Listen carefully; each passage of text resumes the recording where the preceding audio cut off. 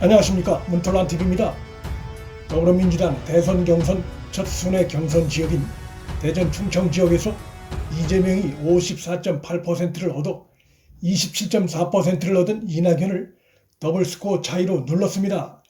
그간의 여론조사에서도 이재명이 충청 지역에서 이낙연의 우세를 보여왔기 때문에 이재명의 승리가 어느 정도 예상됐었으나 과반을 넘는 압승을 거둔 것은 남은 순회 경선에서 이재명에게 민주당 지지자들의 표심이 쏠리게 할 가능성이 있습니다.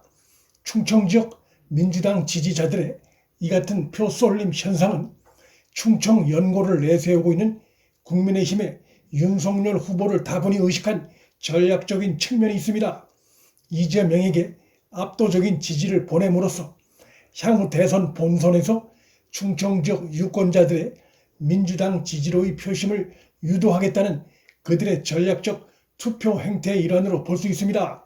민주당 주자들도 이날 순회 경선 연설에서 하나같이 윤석열 후보를 공격하고 특히 일부 매체가 무책임하게 보도한 소위 청부 고발 의혹이 마치 사실인 양 경쟁적으로 윤석열 때리기에 나선 것도 윤석열에게로 쏠릴 수 있는 충청권의 표심을 차단하겠다는 의도입니다. 영남권 출신인 이재명이 일단 당내 경선에서 충청 지역에서 압도적 우세를 보임으로써 차기 대선에서 국민의힘은 충청 표심의 확보가 더욱 중요해졌습니다.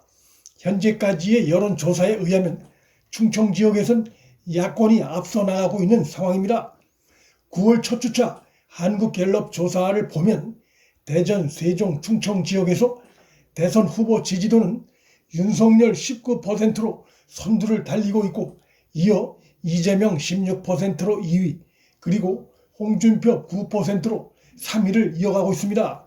이낙연은 4%, 최재형 4%로 공동 4위로 나타났습니다. 국민의힘 주요 후보들 충청지역 지지도 합계를 보면 32%, 민주당의 주요 후보들 충청지역 지지도 합계는 20%로 국민의힘이 크게 앞서고 있습니다. 정당 지지도 조사에서도 충청 지역에선 국민의힘이 29%, 민주당 27%로 국민의힘이 다소 앞서는 것으로 조사됐습니다. 그런데 이 지역에서 국민의당이 5%를 얻은 것으로 나타나 충청 지역은 전체적으로 야권이 우세한 지역이란 점에서 현 시점에선 일단 차기 대선을 앞두고 야권이 안도할 수 있는 정치적 상황입니다. 문재인 지지도 추세를 하나 더 추가해 살펴보면 문재인 국정 긍정평가는 29%에 불과했습니다. 부정평가는 60%에 달했습니다. 모든 정치 지표 조사에서 충청 지역은 민심이 현 여권에 돌아서 있고 야권이 여권에 크게 앞서고 있는 상황입니다. 야권은 이 상황을 계속 유지시켜 나가야 하는데 반면 여권은 이것을 뒤집기 위해 모든 수단을 동원할 것이고 충청 순회 경선에서 나타난 이러한 민심은 그러한 발버둥 현상의 일환이라 볼 수 있습니다.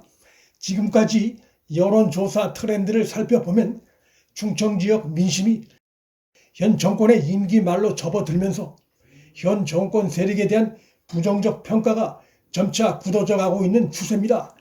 향후 호남권 순회 경선에서 마저도 이재명이 이낙연에게 승리할 경우 민주당의 대선 후보는 사실상 이재명으로 결정된다고 봐도 과언이 아닙니다.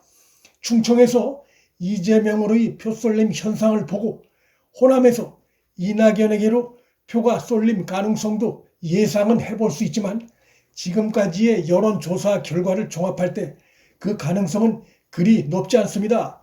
최근 들어 호남에서도 이재명에게 더 높은 지지를 보이고 있습니다. 이재명이 숱한 문제점이 드러나고 있는 후보임에도 여권의 지지자들이 그에게 표를 몰아주고 있는 것은 그 이유는 간단합니다.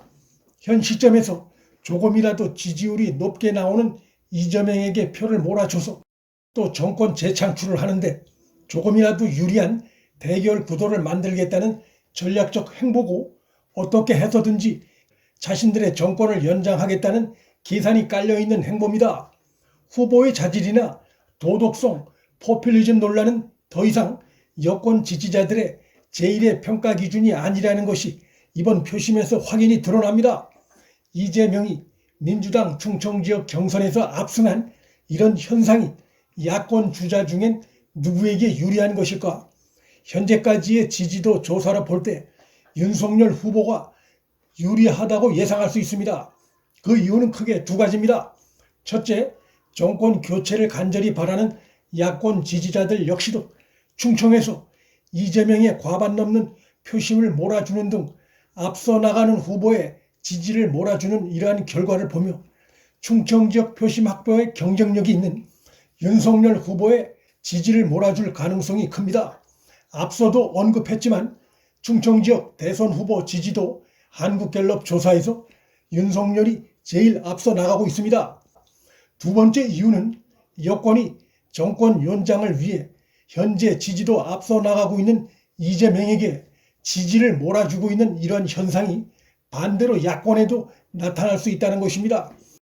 야권 지지자들로 하여금 현재 야권에서 지지도 1위인 윤석열에게의 지지도를 몰아주는 선택을 하게 할 가능성이 있습니다.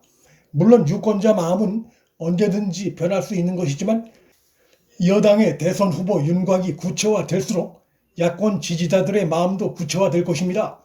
현재 야권 내부가 경선 초반을 맞아 여권이 쳐놓은 음해 공작에 사분 오열된 듯한 모습을 보이고 있으나 근거도 없는 음해 공작은 시간이 갈수록 힘을 잃어갈 수밖에 없습니다.